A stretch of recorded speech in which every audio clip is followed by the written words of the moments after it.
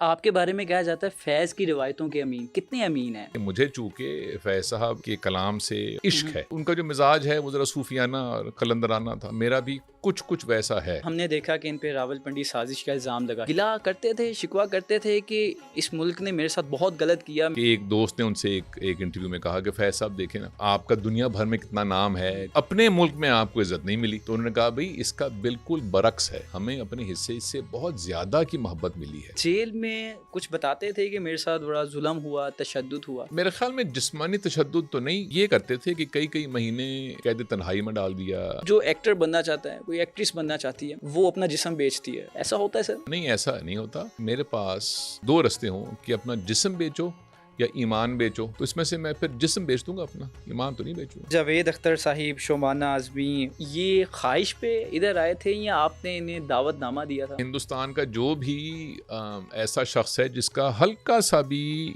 अदब की तरफ झुकाव, वो फैज़ साहब का आशिक, तो उसको सिर्फ हमने छूना होता है तो वो पलकें बिछाते हैं और आते हैं। अरशद नदीम, लोगों ने लाखों रुपए इनामात दिए, आपने किताब तोहफे में दे दी उन्हें। तोहफा वही दिया जाता है जो आपके पास होता है। तो हम अब 10 करोड़ तो दे नहीं सकते, हम तो वही देंगे जो हमारे पास है। हमारे लिए वो कीमती है। ज़िया मोहिउद्दीन साहब, सर उनका गैप फैज़ मेले में कितना महसूस होता है? ज़िया साहब का नाम आते ही मेरे दिल की धड़कन जो है ना वो रुक जाती है। जब उन्होंने आना था तो मुश्ताक यूसुफी साहब का इंतकाल हुआ था। कहने लगे मियाँ क्या पढ़ूं मैं आके, यूसुफी साहब चले गए। मैंने कहा यूसुफी साहब तो ज़ाहिर है वो लाजवाल नसर है, वो तो यूसुफी साहब ही कर दीजिए। लेकिन ज़िया साहब ये मेला तो फैज़ साहब का, एक शाम यूसुफी कर दीजिए, एक फैज़ ही कर दीजिए। तो एक लम्हे चुप रहे, कहने लगे बहुत खबीस हैं आप।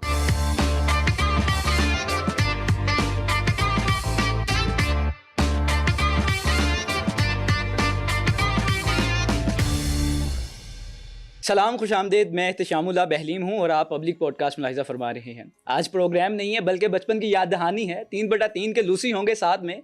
वो करैक्टर जब आता था टीवी पे तो सारी फैमिली इकट्ठी हो जाती थी, भाई लूसी आ गया। आगे आज हमने आपके सामने लूसी को बुला लिया। जानते हैं कि दोबारा लूसी आएगा टीवी पर, और ये टीचर हैं, प्रोफेसर हैं, स्पीकर हैं, न जाने क्या क्या हैं। जनाब अदील हाशमी सर, क्या हाल है? खैरियत से? अल्हम्दुलिल्लाह, मुझे बुलाने का बहुत बहुत शुक्रिया और इस प्रोग्राम में बुलाने का बहुत बहुत शुक्रिया और इतनी अच्छा जो आपने तारुफ किया उसका तो बहुत बहुत शुक्रिया। सर मैं सर्च कर रहा था आपके बारे में, तो मुझे पता चला आप टीचर, मुझे पता चला आप मोटिवेशन स्पीकर, मुझे पता चला आप कॉमेडियन, मुझे पता चला आप राइटर। सर बताएं क्या क्या हैं आप? अच्छा, इसमें से अच्छा मैं कुछ भी नहीं हूँ। तो ये ऐसी कि एक शख्स बहुत सारे खेल खेलता है, पिट्ठू गोल गरम भी खेलता है, छुपन छुपाई भी खेलता है, बर्फ़ पानी भी खेलता है। अच्छा किसी में भी नहीं हूँ, तो कभी ये करता है, कभी वो करता है, कभी वो करता है, तो दिल लगा रहता है उसका। तो मैं भी भांत भांत की चीज़ें करता हूँ, दिल लगा रहता है मेरा। सर आपके बारे में कहा जाता है फैज़ की रिवायतों के अमीन, कितने अमीन हैं? देखिए, आपने इतना मुश्किल मेरे कंधों पे बोझ डाल दिया। ऐसा बिल्कुल नहीं है। वो ऐसा ज़रूर है कि मुझे चूँकि फैज़ साहब के कलाम से, उनके पैगाम से और उनके मिज़ाज से इश्क है, तो मैं कोई वाहिद तो नहीं हूँ। पता नहीं कितने लोग हैं, कहाँ वो लोग हैं। तो वो उसमें एक प्यादा जो है वो मैं भी हूँ उसमें, उस फ़ौज में कह लीजिए, वो पुरअमन फ़ौज है। तो ये इतना बड़ा जो आपने झंडा मुझे दिया ये मैं नहीं उठा सकता। हाँ, ये ज़रूर है कि मैं बहुत जगहों पे ज़िंदगी में पहले भी और अब भी बहुत से मामलों में ये अपने आप से सवाल आज भी करता हूँ। पहले ज़्यादा करता था कि इस सिचुएशन में फैज़ साहब होते तो क्या करते और क्या कहते। तो उनका जो मिजाज है वो ज़रा सूफियाना और कलंदराना था, तो मेरा भी कुछ वैसा है। तो जब भी कोई ऐसा मौका आए कि मैं वो हरकत करूं जो मैं बाद में कहूं कि फैज़ साहब ऐसे ना करते, वो हमेशा गलती होती है। फिर मैं कहता हूँ अरे हाँ देखा ना, फैज़ साहब ऐसे करते। मसलन कंट्रोवर्सी से दूर रहता हूँ मैं आम तौर से, लड़ाई झगड़े नहीं करता आम तौर से। जो दिल की बात है उसको जितना हो सके दिल ही में रखता हूँ, कोशिश करता हूँ किसी का दिल ना दुखाऊं। जब दिल दुखता है किसी का, जो कि दुखता है, तो मेरा भी बहुत दुखता है। मैं कहता हूँ देखो वाह! यार ये नहीं करना चाहिए। तो ये जो आपने कहा उनकी मीरास की अमानत, ये हर पढ़ने वाले और हर जी शऊर और हर बाहोश और हर उस शख्स की जिम्मेदारी भी है, शौक भी है जिसका दिल उस जगह पे है जहाँ पे मेरा दिल है। आपका भी वहीं होगा। बेशक सर। सर बड़े घरों में पैदा होने वाले बच्चे, ऑब्वियसली उनकी परवरिश भी बड़ी होती होगी। तो सर कैसी परवरिश हुई है आपकी? बड़ी परवरिश से पता नहीं क्या मुराद है आपकी।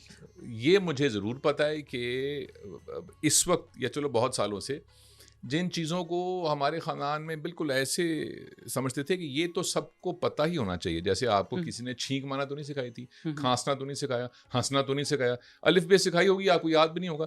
तो ये तो बहुत ही बुनियादी चीज़ें हैं जो सबको आती हैं। तो मेरे ख़ानदान में ज़ुबान और नसर और आर्ट और शायरी और नज़रियात पे गुफ्तगू ये ऐसे थी कि जैसे अलिफ बे पे है, सबको आती ही है। तो मुझे याद है कि लंच के ऊपर हम बैठे होते थे और डिनर, ये वो ज़माने जब फैमिली इकट्ठे लंच पे बैठती थी और डिनर पे भी, अब तो नहीं बैठते। तो बड़ी बड़ी गुफ्तगुएँ हुआ करती थी उस वक्त, ये आर्ट का नमूना ऐसा है, वो शायर ऐसा है, ये शेर ऐसा है। तो महफिलें बहुत हुआ करती थी। और मैं ये जानते हुए बड़ा हुआ हूँ कि हर महफिल में जब कोई शख्स गुफ्तगू में कोई भी शेर पढ़े तो सारी महफिल को वो पूरी गज़ल याद हुआ करती थी, सबको। तो मेरा ये ख्याल था कि जैसे हम जब बड़े होते हैं तो देखते हैं कि भी हर शख्स जो है वो किसी को सलाम करता है, तो सभी करते हैं। तो मेरा ख्याल था कि हर किसी को पूरी शायरी ज़ुबानी याद है, माँ सिवाय मेरे। जब मैं छोटा था तो मेरा ये तसव्वुर था, क्योंकि सारे जिनको मैं जानता हूँ उनको तो हर शेर याद है, हर शायर का। तो मुझे ख्याल है कि अच्छा भी मुझे भी अब सीखना है, क्योंकि तो सबको पता होता है। तो वो बाद में आहिस्ता आहिस्ता पता लगा कि नहीं, वो तो एक ऐसी चीज़ है। और भी बहुत सी चीज़ें हैं जो बहुत से लोगों को नहीं पता होती हैं, पता नहीं क्यों उनकी तरबियत वैसी नहीं होती। और मैं अक्सर नौजवानों से बात कहता हूँ कि आपने कभी ये सोचा है कि दुनिया में जितने भी खुद मुख्तार ममालिक हैं, 100, 150, 200 मुल्क हैं, उनके जो भी मसाइल हैं, जो भी मज़ाहिब हैं, जो भी उनका नज़रिया है, उसमें से गालिबन सिर्फ एक मुल्क ऐसा है जिसका तसव्वुर जो था वो किसी जर्नैल ने या सियासतदान ने नहीं दिया था। वो तसव्वुर एक शायर ने दिया था। तो आप लोग शायरी ही नहीं पढ़ते, उसकी भी नहीं पढ़ते और किसी और की भी नहीं पढ़ते। तो आपने यूनानी तारीख नहीं पढ़ी कि जब वो कहा करते थे कि खुदा, उनके खुदावन जब किसी से खुश होते हैं तो 3 तोहफे अता करते हैं। जो तीसरा तोहफा है वो है हिम्मत का और शुजाअत का, जो दूसरा है वो खूबसूरती का है, तो पहला तोहफा अता होता है वो शायरी का है। ये कदीम यूनानी ये कहा करते थे। तो मैंने कहा इतनी एक चीज़ है शायरी, आप लोग क्यों नहीं पढ़ते? तो मेरे ख़ानदान में कम से कम एक चीज़, और बहुत सारा कुछ था, वो ये था कि शायरी से मुराद क्या है? शायरी से मुराद ये है कि लफ्ज़ों की हुर्मत, नज़रिए और ज़ुबान से इश्क हो जाए आपको। अब इसके बाद आप डॉक्टर बने, इंजीनियर बने, वकील बने, कारोबारी बने, जो मर्जी बने, इसको पकड़ लें बस। तो ये बहुत जल्दी इंजेक्शन लग गया था मुझे, अल्हम्दुलिल्लाह। सर आपके लहजे की जो चाशनी है वो अपनी तरफ धकेलती है। सर कभी तलफ़्फ़ुज़ पर भी डांट पड़ी थी आपको? ओहो, हर वक्त। अच्छा। हर वक्त तलफ़्फ़ुज़ पे, गलत ग्रामर पे, गलत शायरी पे, अच्छा लिखा नहीं है मज़मून। कोई किस्सा याद है? बेशुमार किस्से याद हैं। एक सुनाई देता हूँ आपको। जी ज़रूर ज़रूर। मुझे जमात तो याद नहीं है, 5वीं 6वीं 7वीं होगी, लेकिन स्कूल ही था। और 9वीं 10वीं नहीं थी, उससे पहले की बात है। तो मेरी अंग्रेज़ी कमज़ोर थी, उर्दू भी कमज़ोर थी, अब भी है अल्हम्दुलिल्लाह। तो मुझे अंग्रेज़ी लिखने की मश्क मेरी वालदा कराया करती थी कि रोज़ का एक मज़मून लिखना है, फ़लाँ मौजू के ऊपर, फ़लाँ मौजू के ऊपर। तो आज लिखा है माय फेवरेट टीचर या कोई चीज़, तो मैं वो लिखा करता था। और मेरी वालदा खुद सुर्ख रंग की स्याही से वो चेक किया करती थी। तो मुझे याद है कि कभी ऐसा नहीं हुआ कि मैंने जब चेक वालदा ने किया, मैंने देखा उसमें बेशुमार लाल रंग की मार्किंग्स ना हो। और ऐसे भी एक से ज़्यादा मर्तबा हुआ कि उन्होंने 2-3 दफ़ा वो जो मेरा रजिस्टर था उसको ऐसे फेंका कि क्या लिखा है तुमने। तो मैंने देखा तो उस पर गलतियाँ इतनी थी। तो वो ये हुआ। मुझे ये भी याद है कि मेरे ऊपर 4वीं 5वीं क्लास थी, शायद 3री क्लास थी, मैं पढ़ता नहीं था, ज़्यादा मुताला नहीं करता था। तो मेरा भाई, कज़न्स, हम सब इकट्ठे रहा करते थे, तो सब लोग पढ़ते बहुत थे, मुताला बहुत करते थे। आम किताब होगा, बच्चों की किताब में मैं नहीं करता था, खलंडरा था थोड़ा सा। तो मुझे अम्मा ने देखा कि भाई ये तो नहीं पढ़ता किताब है। तो उन्होंने फिर डंडा घुमाया सर के ऊपर कि फ़लाँ किताब, कहानियों की किताब, ये किताब जो है पहले 20 सफ़े या 30 सफ़े तुमने रोज़ पढ़ने हैं, और शाम को क्या पढ़ा है, उस कहानी में क्या हुआ है, वो मुझे बताना है। तो मैंने फिर वो कहा, वो दवाई समझ के किताबें पढ़ी जा रही हैं कि शाम को अम्मा पूछेंगी तो बताना होगा कि भी वो लालची मछेरन कौन थी और वो कहाँ गई और फिर क्या हुआ। तो ऐसी आदत पड़ी, दोस्ती हुई मेरी किताबों से।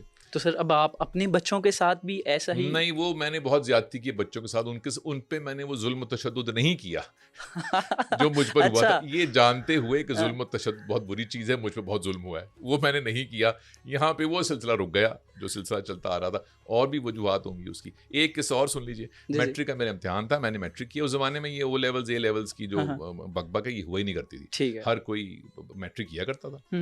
और प्राइवेट स्कूल्स भी शायद कोई एक आध हुआ करता था, बाकी सब पब्लिक स्कूल्स थे। ओके। तो अल्हम्दुलिल्लाह मैं भी पब्लिक स्कूल की ही पैदावार हूँ। अच्छा, अगर ना होता तो मुझे 2 का पहाड़ा, 7 का पहाड़ा, शायरी याद ना होती। 12 तो मैट्रिक का इम्तिहान था, तो मुझे 9वीं 10वीं में जो उर्दू ज़ुबान है मेरे वाले साहब ने पढ़ाई थी कि उर्दू मैं पढ़ाऊँगा, बाकी तुम कोई टीचर रखना है तो जो तुमने करना करो। तो हमने कोई महीना 2 महीने पहले मैट्रिक के इम्तिहान से उर्दू का सिलेबस मुकम्मल कर लिया। उन्होंने कहा अब चूंकि तुम्हारी तैयारी मुकम्मल है, इसको दोहराते रहो, और अब ये जो निसाब में जो अशार हैं इसके अलावा अल्लामा इकबाल के 100 अशार याद करो। अरे मैंने कहा क्या ज़रूरत है भाई, निसाब में तो बस यही है ना, ये 4 है, लपे हाँ। आती है दुआ बन के और फलां फलां। तो मुझे याद है उन्होंने मुझे बांगे दरा दी या कुलियात इकबाल दिए, 100 अशार की निशानदही की। मैंने वो 100 अशार याद किए, उन्होंने मुझसे लिखवा के 100 पूरा कराया, वो सैकड़ा पूरा कराया। आज 100 में से कितने याद है? सारे याद हैं? अब तो हज़ारों में होंगे। नहीं, उन 100 में से वो सारे याद हैं। अरे शायद कोई एक आध भूल गया हो, मैं देख के याद आ जाएगा, लेकिन वो सारे याद हैं। एक अभी सुनाई देता हूँ आपको। सुनाएं प्लीज। बाप का इल्म ना बेटे को अगर अजबर हो, फिर पिसर काबिले मीरा से पिदर क्यों कर हो। वाह सर, वाह सर। 1973 में आपकी डेट ऑफ बर्थ है और 84 में हमसे फैज साहब रुखसत हो गए, हमसे बिछड़ गए। सर ये जो 11 साल थे, मुझे लगता है कि अगर मैं गलत ना हूँ, ये आपकी ज़िंदगी के खूबसूरत लम्हात होंगे। सर इन 11 साल का अहवाल जानना चाहूँगा। फैज साहब के साथ कौन सी यादें हैं जो आज भी जुड़ी हुई हैं? अच्छा, एक तो मैं बड़ा ख़ाइफ होता हूँ ये कहते हुए कि फ़लाँ वक्त बेहतरीन था या फ़लाँ बेहतरीन था। बहुत बेहतरीन भी नहीं था, बहुत सारी आजमाइशें भी थी। मैं स्कूल में बिल्कुल एडजस्ट नहीं होता था, मुझे बहुत तकलीफ़ थी स्कूल में, बच्चे बहुत रफ़ थे, मेरी तबीयत हसास थी, तो मुझे बहुत कोफ तकलीफ़ होती थी। लेकिन मैं घर बताता नहीं था, अंदर ही कुड़ता था, बाहर सूरत गुजर गया वक्त। लेकिन ये मुझे याद है अब जब मैं मुड़ के देखता हूँ, क्योंकि मुझे बिल्कुल तकरीबन एक दिन याद है जब फैज साहब आखिरी 2 साल यहाँ थे। 1982 में वापस आए थे और 84 में इंतकाल हुआ उनका, और हमारे एक ही घर था। तो वो रोज़ ही कभी नाश्ते पे आते थे, कभी हम चाय पे वहाँ जाते थे, रात खाना इकट्ठे खाते थे, लंच इकट्ठे करते थे। तो आखिरी 2 साल मुझे ये भी याद है, उस ज़माने में छुट्टी जुम्मे की हुआ करती थी, तो जुमेरात को आधा दिन हुआ करता था, हाफ डे। तो मैं को 10 साढ़े 10 बजे स्कूल से पैदल ही घर आता था। तो बाहर बाग में वो बैठ के अखबार और चाय, तो मुझे देख के बाहर ही शतरंज की बाजी लग जाया करती थी। तो मैंने बैग ऐसे पकड़ा, बैग ऐसे फेंका और साथ ही शतरंज। अब मैंने क्या शतरंज खेलनी है, उन्होंने क्या खेलनी है, पर वो शतरंज हुआ करती थी। तो एक तो वो कौन जीतता था? एक दफ़ा मैं जीता था। अरे वाह, तो उस पे दाद मिली होगी? नहीं, वो हैरान हुए। मैंने कहा ये देखे नाना, आपको ये मैंने चेकमेट कर दी। कहने लगे हैं, अरे हाँ भाई ये तो चेकमेट हो गई। ऐसे सब बेहतरीन। लेकिन मुझे ये याद है कि मुझे एक चीज़ पे कोफ्त बहुत हुआ करती थी, उनसे मिलने बहुत लोग आते थे, तो उनसे बिल्कुल वक्त ही नहीं मिलता था कि कुछ बात हो जाए या कुछ देर में शतरंज खेल लूँ, या अम्मी अगर बैठी हैं या अबू बैठे हैं तो फ़ौरन ही कोई ना कोई आ जाएगा। तो और उस ज़माने में कोई फ़ोन और व्हाट्सएप तो था ही नहीं, तो लोग घर ही आया करते थे। तो घंटी बजी और कोई मिलने आ गया। अच्छा, वो जो मिलने आते थे लोग, वो मुझे अब एहसास होता है, क्योंकि मेरा ख्याल था कि लोग ऐसे ही होते हैं कि मोहम्मद अली एक्टर और ज़ेबा और मैडम नूरजहां और मुन्नू भाई और सूफ़ी तबस्सुम और अपना इकबाल बानो और सबिया खानम और बहुत सारे CSS के अफसर जो छुप छुप के आते थे, क्योंकि वो मद्दाह थे फैज साहब के, लेकिन उन पे कदगन थी, मिलने थी बिल्कुल, लेकिन वो आते थे। हर वक्त एक तांता बंधा रहता था। सर इकबाल बानो ने हम देखेंगे वो गाया था, और बहुत ही उस वक्त माहौल भी ये था कि कोई साड़ी नहीं पहन सकता। सर वो भी डिस्कस किया था कभी, वो इजाज़त लेके गाती थी या क्या था? इकबाल बानो के साथ कैसा था फैज साहब का? भाई फैज साहब जो हैं वो ऐसे आदमी थे कि जब उनकी पहली दफ़ा कुलियात जो दीवान था, जब पहली बार छपा 1984 में अक्टूबर में, उनका इंतकाल हुआ नवंबर में। एक महीना पहले उनके इंतकाल से वो पहली बार उनका दीवान छाया हुआ, उससे पहले छाया नहीं हुआ था। तो वो जो पब्लिशर था, अब भी हमारे वो दोस्त हैं, उन्होंने फैज साहब से कहा कि छापने से पहले कि मुझे आपसे एक इजाज़त चाहिए, इसमें मैंने बहुत कुछ डाल दिया, एक आध नज़्म मैंने इसमें से अभी नहीं छापी, मेरे पे बहुत प्रेशर आ जाएगा और मेरा बड़ा मसला है। तो फैज साहब ने कहा भी कोई बात नहीं, तो सूफी आदमी थे। वो कौन सी नज़्म थी जो फैज साहब के कलाम में शायद नहीं हुई, उनके जीते जी, वो थी हम देखेंगे। अरे अरे अरे जी। तो फैज साहब ने अपनी ज़िंदगी में कभी वो छपी हुई नहीं देखी, और उनके माथे कब शामिल कब किया गया? वो कई सालों के बाद, ज़ियाउल हक के मरने के बाद फिर शामिल किया गया। और मजाल है कि उनके माथे पे कोई बाल भी आया हो कि अच्छा भाई चलो वो निकाल दी तो कोई बात नहीं, तो वो तो ऐसे आदमी थे। तो वो ऐसा थोड़ी है कि उनसे पूछे बगैर कोई कुछ गा लेगा तो वो कहेंगे भाई आपने हमसे इजाज़त ही नहीं ली। वो ऐसे थोड़ी आदमी थे, वो सारी दुनिया गाती थी उनसे पूछे बगैर। अब भी गाते हैं लोग हमसे पूछे बगैर, तो गा लें। सिर्फ हमने अब उसको ऑर्गेनाइज कर दिया है फाउंडेशन को और फैज़ के कॉपीराइट्स को कि आप फैज़ साहब कलाम लेके कमर्शियल यूज़ नहीं करना आपने। ओके हमने इसका ध्यान किया, जिसका दिल करता है वो गाए, कमर्शियल यूज मत करें कि आपने लेके तो आपने वो गाना किसी कॉर्पोरेट सेक्टर को या किसी ब्रांड को बेच दिया, ये मत करें। ये हम अलाउ नहीं। हमने देखा कि इन पे रावलपिंडी साजिश का इल्ज़ाम लगा शुरू में ही, और उसके बाद उन्हें जेल में भी डाला गया, और उसके बाद उन पे गद्दार कम्युनिज्म का भी लगा कि ये कम्युनिस्ट हैं और कम्युनिज्म को प्रमोट कर रहे हैं। अमेरिका में उन दिनों कहा जाता था जो कम्युनिस्ट हैं उनको साइड पे कर दो। तो सर जब इतने इल्ज़ामात थे, आखिरी दिनों में गिला करते थे, शिकवा करते थे कि इस मुल्क ने मेरे साथ बहुत गलत किया, मैं तो इंडियन आर्मी का मेजर रह चुका था, मेरा कसूर क्या था, कुछ बताते थे? नहीं, इसका बिल्कुल बरक्स किया उन्होंने, और आखिरी दिनों में नहीं, तमाम उम्र इसका बिल्कुल बरक्स किया। और वो ये है कि उनकी ख़तो किताबत में भी, उनके इंटरव्यूज़ में भी इस बात का एक से ज़्यादा मरतबा जिक्र है कि एक दोस्त ने उनसे एक इंटरव्यू में कहा कि फैज़ साहब देखें ना, आपका दुनिया भर में कितना नाम है, कहीं आप जाते हैं क्यूबा से लेके हिंदुस्तान तक, बेशक कनाडा से लेके रूस तक, तो लोग जो है पलकों में बिठाते हैं आपको, लेकिन अपने मुल्क में आपको इज्जत नहीं मिली। ये किसी ने सवाल किया उनसे, तो उन्होंने कहा भाई इसका बिल्कुल बरक्स है, और वो ये है कि लोगों को शिकायत रहती है कि जितनी मोहब्बत के वो हकदार हैं उनको उतनी मोहब्बत नहीं मिली, हमें अपने हिस्से से बहुत ज़्यादा की मोहब्बत मिली है। फिर उन सब साहब से कहते हैं आप शायद हुकूमत पाकिस्तान और पाकिस्तान के अवाम को कंफ्यूज कर रहे हैं, जो आप कह रहे हैं वो हुकूमत पाकिस्तान है, अवाम कुछ और कह रही है। तो वो इस बारे में उनका शऊर बहुत ज़्यादा था कि एक तो उनकी जो तबीयत थी उसमें बिल्कुल ये नहीं था कि मुझे खुद नुमाई चाहिए, था ही नहीं सिरे से। आप उनके किसी इंटरव्यू में किसी दोस्त से पूछें उनके बारे में, जो लोगों ने बेशुमार किताबें लिखी हैं, इस बात का वो जिक्र करेंगे कि फैज़ साहब बस कोने में बैठे अपना काम कर रहे हैं, और खुदा ने बेशुमार, तो शौक भी नहीं था ना, लोगों को शौक भी होता है, उनको शौक ही नहीं था। और फिर जो कुछ उनको मिला उनकी ज़िंदगी में अल्हम्दुलिल्लाह, और ज़िंदगी के बाद भी वो आज भी जिंदा है, वो जिंदा है। देख के इंसानियत पे ईमान पुख्ता होता है मेरा, कम से कम। वाह सर, जेल में कुछ बताते थे कि मेरे साथ बड़ा जुल्म हुआ, तशद्दुद हुआ, कभी वैसे घर वालों के साथ जिक्र किया? या आपको जो आपकी वालिदा वो भी माशाल्लाह प्राइड ऑफ परफॉर्मेंस है, मुनीज़ा हाशमी साहिबा, तो या उन्होंने कभी आपको बताया हो कि बहुत जुल्म हुआ इनके साथ जेल में? जुल्म तो खैर होता ही था। उन दिनों हम बहुत सुनते थे तारीख में कि तशद्दुद किया जाता था, और बहुत तशद्दुद किया जाता था। मेरे ख्याल में जिस्मानी तशद्दुद तो नहीं हुआ, लेकिन ये करते थे कि कई कई महीने कैद तन्हाई में डाल दिया, उसमें फिर वो तरह तरह के कीड़े डाल दिया करते थे सेल के अंदर। हाँ, अच्छा, अब उनमें डंग नहीं हुआ करता था, वो जहरी, लेकिन कैदी को तो नहीं पता इस बात का, कैदी को तो नहीं पता, तो ये हुआ करता था। फिर जब पहली बार उनको गिरफ्तार किया था तो कई महीने इतला ही नहीं की थी घर वालों को कि कहाँ हैं। अच्छा, फिर हैदराबाद जेल में थे वो बहुत अरसा, तो यहाँ से मेरी वालदा और मेरी खाला और मेरी नानी जब जाया करते थे तो 30-40 घंटे की ट्रेन में जाओ एक तो, और गर्मी है, और सिंध की गर्मी और पंजाब की गर्मी।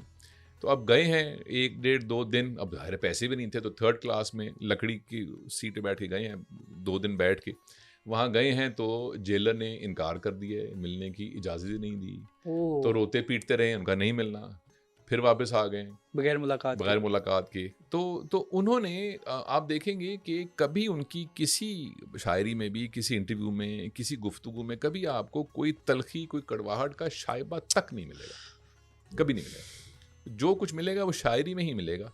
उसमें तो मिठास है, उसमें काट भी है, लेकिन वो मिठास है, उसमें मिठास और जमालियाती हुस्न का दामन नहीं छूटेगा हाथ से। फिर बात होगी, बात सच पे होगी, हक पे होगी, मजदूरों के लिए होगी, इंसानों के लिए होगी, जुल्म के खिलाफ होगी, लेकिन कड़वाहट नहीं होगी। ये तो शायद कभी तारीख में किसी ने ऐसा किया ही नहीं, क्योंकि जैसे ही आप कहते हैं जबर के खिलाफ, तो एक जोश आता है, गुस्सा आता है, इसको उल्टा दो, गिरा दो, जला दो, ऐसा जहन में आता है।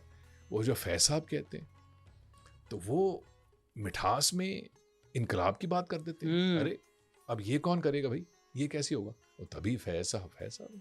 सर, हमें बाद में पता चला वो जिस महबूबा का जिक्र करते थे वो महबूबा तो पाकिस्तान था। आपको चला ना बाद में पता, जो होशमंद लोग हैं उनको तो बहुत पहले उस पता वक्त चल भी गया पता था ये जो महबूबा है ये पाकिस्तानी है।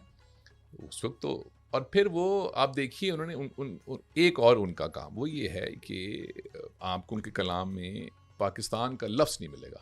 उसकी वजह ये है कि इंसानियत का दायरा पाकिस्तान से बाहर भी तो है ना, सिर्फ पाकिस्तान तो नहीं है, वो भी है। तो 14 अगस्त पे लिखी थी उन्होंने, ये दाग दाग उजाला, ये शब गजीदा सहर, वो इंतज़ार था जिसका, ये वो सहर तो नहीं। सुबह आज़ादी वाले दिन जेल में लिखी थी। तो दायरा जो था उनका, उनकी जो इंसान दोस्ती का दायरा था वो मुल्कों की हदूद से बहुत बड़ा था। ये भी एक वजह है कि वो उनका जो काम है या जो लोगों की मोहब्बत है वो ख़त्म होने में नहीं आती। सर आप chairman sensor board Punjab film के रहे हैं। सर हमने देखा कि पंजाबी फिल्मों में होता था कि आ गया है हीरो आ गया और उसने जनाब 200 बंदे मार दिए एक ही गन से, और जो विलेन है उसने तकरीबन 100 गोलियां चला दी हैं और बिल्कुल लहू लुहान है और फिर वो जिंदा हो गया। तो सर ये आपके ज़माने में ये सब कुछ होता था?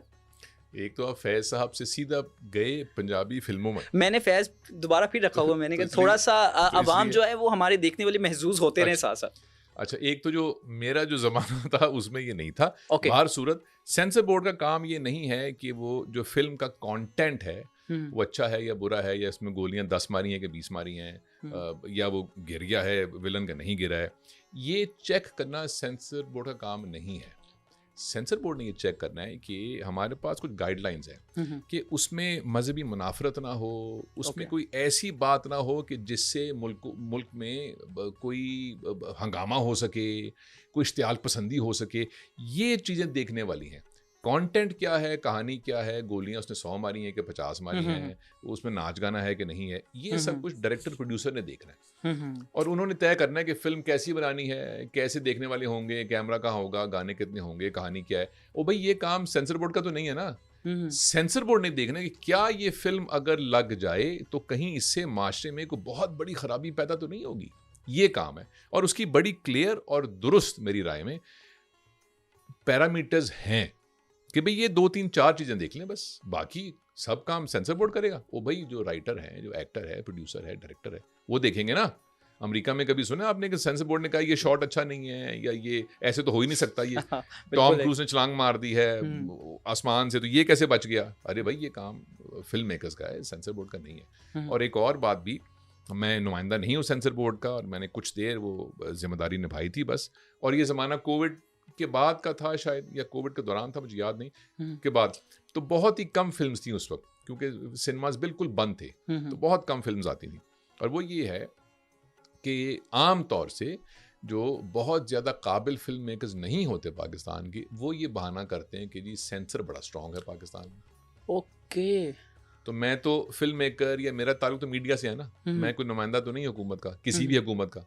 ठीक है, एक लम्हे के लिए था, अब तो नहीं हूँ। तो मैं अगर कहूँ कि मुझे पिछले 75 बरसों में जितनी फिल्में बैन हुई हैं उनकी फहरिस्त बताएं, कौन कौन सी हैं, पता लगे ना कितनी हैं। क्या 20,000 फिल्में थीं, 10,000 थीं, 1,000 थीं, कितनी फिल्में थीं? तो भाई हज़ारों लाखों मौज़ूआत हैं जिन पे बन सकती हैं फिल्में। तो अगर आपने कोई बहुत ही दूर दराज का मौजू चुना है, जो हम समझते हैं, पाकिस्तान समझता है कि इस वक्त ये माशरा उसके लिए तैयार नहीं है, तो ज़ाहिर उसको तो सेंसर बोर्ड ने बैन ही करना है। लेकिन जो वो 99.99% फिल्में जो चली हैं और उनको देखने कोई नहीं आया, भाई उनकी भी तो बात करो। तो मुझे बहुत दुख होता है इस बात पे कि हमने बतौर कौम फिल्म्स को वो मकाम नहीं दिया, हम बना ही नहीं सके। And I think our film makers have let us down, not the audience, not the censor board. हमारे फिल्म मेकर्स ने मजमूई तौर पे वो काम ही नहीं किया पिछले 75 बरसों में जो करना चाहिए था फिल्म के लिए। आप देखें हिंदुस्तान कहाँ ले गया फिल्म को। बिल्कुल। हॉलीवुड तो खैर बात ही क्या, ईरानी फिल्में कहाँ पहुँच गई, टर्किश फिल्में कहाँ पहुँच गई, यूरोपियन सिनेमा आप देखें कितना पावरफुल टूल है। लेकिन हम 70-75 साल सोते रहे इसके ऊपर, हमने डेवलप ही नहीं किया। और फिर 10-12 साल पहले सिनेप्लेक्सेस आ गए ना, सारे शहरों में है ना, मल्टी स्क्रीन्स हैं, तो बेहतरीन सिनेमाज हैं। जब आती थी इंडियन फिल्में तो हम अपनी फिल्में भी देखने जाते थे कि अपनी फिल्म भी देखनी है, तो भाई कोई फिल्में तो दो। वो हमने तवातुर के साथ फिल्म्स प्रोड्यूस ही नहीं की। हर साल की 100 प्रोड्यूस करते फिल्में, तो ऑडियंस आती, अब हम देखने आते नहीं फिल्में। ये 1990 से जो 2000 के दरमियान वाला अरसा था, इसमें हमने देखा केसर्स को बंद किया जाए, किया गया, क्रैकडाउन लगा, जो एक्टर्स थे उन पे भी बड़े इल्ज़ामात लगे और तो और फतवे लगाए गए बाकायदा कि ये इस्लाम मुखालिफ हैं, इसने भी नुकसान पहुंचाया? बिल्कुल नुकसान ये चीज़ें पहुंचाती हैं, लेकिन मैं एक और तरह से देखता हूँ। मेरा ताल्लुक चूँकि ऐसे खानवादे से है कि जहाँ पे ये रुकावटें जो हैं ये तो चलती हैं तुझे ऊंचा उड़ाने के लिए। बेशक। तो भाई दुनिया में कितनी मर्तबा ऐसे हुआ कि जब आगे रुकावट आई तो जो फनकार था या लिखारी था या मुसन्निफ था या फ़लसफ़ी था या सियासतदान था, उसने अपना कद और ऊंचा कर लिया क्योंकि रुकावट आई है। ये थोड़ी उसने कहा कि रुकावट को नीचे करो वरना मैं कैसे जाऊंगा आगे। अरे भाई, तो रुकावट आई है, बिल्कुल आई है रुकावटें, अब भी हैं रुकावटें, तो अपना कद ऊंचा कर लो ना, और ऊंचा उड़ जाओ ना। कैसे कैसे मौकों पे लोगों ने कैसे कैसे काम किए दुनिया में, कैसे कैसे। तो वो क्या एसी वाले कमरों में बैठ के पॉडकास्ट करते हुए किए थे? ओ भाई, वो सांपों पे चल के, अंगारों पे चल के, तलवारों के साए में किए हैं काम, तो हम भी कर लेते। बिल्कुल रुकावटें होती हैं, बिल्कुल ऐसे वो जो आप कह रहे हैं। सिनेमाज भी नहीं थे उस वक्त और सेंसर बोर्ड भी बहुत कुछ करता होगा, मुझे नहीं मालूम, मैंने तो फिल्म नहीं बनाई उस ज़माने में। लेकिन ये एक जो टेंडेंसी है ना जनरली कि यार असल में ये हो गया वरना ये हो जाता। अरे भाई, तो आप कर लेते। दुनिया में कौमें इनकलाब लेके आ गई हैं, दुनिया में लोग कौमों ने जंग अजीमें जीती हुई हैं। जंग अजीम जीती है, फ्रांस ने जीती है, इंग्लैंड ने जीती है, हमने तो नहीं जीती अल्हम्दुलिल्लाह, अल्लाह ना करे कि कोई जंग अब हो। लेकिन बड़े बड़े जब आजमाइशें आती हैं तो उससे गुजर के ही कुछ निकलता है ना, कुंदन बनता है। या पहले कुंदन बन जाए और कहें कि देखो यार आग मत लेके आना भी मेरे पास, मैं तो कुंदन हूँ, ऐसे थोड़ा ही होता है। मैं अबरारुल हक हैं, उनके पास था एक दिन, तो कहने लगे कि 1995 में मैंने एक गाना का जिन्ने जिन्ने जाना बिलो देखा, तो मैं सुबह उठा तो मुझ पे बहुत सारे फतवे और मेरे घर वालों ने कहा कि वो क्या कर दिया तुमने, सारे जुल्म तुम्हारे पीछे हैं। तो उन्होंने कहा कि ये क्या कर दिया। बाद में पता चला वो कह रहे थे बिल्लो जो है ये तवाइफ है, तो कहते मुझे खुद नहीं पता था वो तवाइफ है। तो इस तरह कुछ हुआ। और सर मैं आज भी जानना चाहूँगा कि हम समझते हैं, मेरे समेत बहुत सारे लोगों का तासुर होगा और ये गलत तासुर होगा कि जो एक्टर बनना चाहता है, कोई एक्ट्रेस बनना चाहती है, वो अपना जिस्म बेचती है, वो उसे बहुत पापड़ बेलने पड़ते हैं, पता नहीं कोई ऐसा कुछ करना पड़ता है जिसकी इस्लाम इजाज़त नहीं देता, बहुत गलत काम करने के बाद एक्टर या एक्ट्रेस बना जाता है। ऐसा होता है सर? नहीं, ऐसा नहीं होता। बहुत आसान काम है किसी हसास मौजू के अंदर ना जाना, ये बहुत आसान काम है। अंदर जाना मुश्किल है, तो थोड़ा सा जाते हैं अंदर और देखते हैं अंदर से क्या निकलता है। वो ये है कि अगर, और ये सिर्फ मैं जिससे कहते हैं ना कि मैं आर्गुमेंट पेश कर रहा हूँ, ठीक है, वो ये है कि अगर मेरे पास दो रास्ते हों कि अपना जिस्म बेचो या ईमान बेचो, और ये दो ही हैं, तो इसमें से मैं फिर जिस्म बेच दूंगा अपना, ईमान तो नहीं बेचूंगा। ठीक, अगर मेरे पास ऐसे हो तो लोग पता नहीं क्या करेंगे, मुझे नहीं मालूम।